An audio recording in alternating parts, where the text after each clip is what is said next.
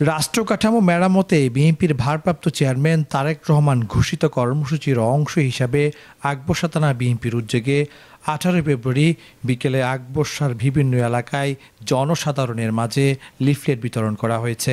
এতে উপস্থিত ছিলেন সাবেক নগর বিএনপির নেতা রেহান উদ্দিন প্রধান, থানা বিএনপির নেতা নাসির উদ্দিন, মীর জাহাঙ্গীর, যুবদল নেতা ইলিয়াস খান, স্বেচ্ছাসেবক দল নেতা নাসির আহমেদ সোহেল সহ দলের অঙ্গ ও সহযোগী সংগঠনের অন্যান্য নেতৃবৃন্দ। এ সময় নেতৃবৃন্দ বলেন, রাষ্ট্র পরিচালনা এবং রাষ্ট্র কিভাবে গঠন করা হবে এই সমস্ত কিছুগুলা 31 দফার মধ্যে রয়েছে। আমরা জনগণের বিপুল পরিমাণ সারা পাচ্ছি ইনশাল্লাহ। কারণ আমাদের দেশ নেত্রী বেগম খালেদা জিয়াকে এই যে স্বৈরাচারিণী শেখ হাসিনা যেভাবে মৃত্যুর দিকে ঠেলে দিয়েছিল, আল্লাহর অসীম রহমত এই সর্বস্তরের জনগণের দোয়া ইনশাল্লাহ আমাদের নেত্রী সুস্থ হয়ে উঠছে এবং দেশনায়ক তারেক রহমান এবং আমাদের নেত্রী আগামী রোজার ঈদের পরে বাংলাদেশে ফিরে এসে জনগণের দুয়ারে দুয়ারে যেয়ে ওনার বক্তব্য শোনাবেন।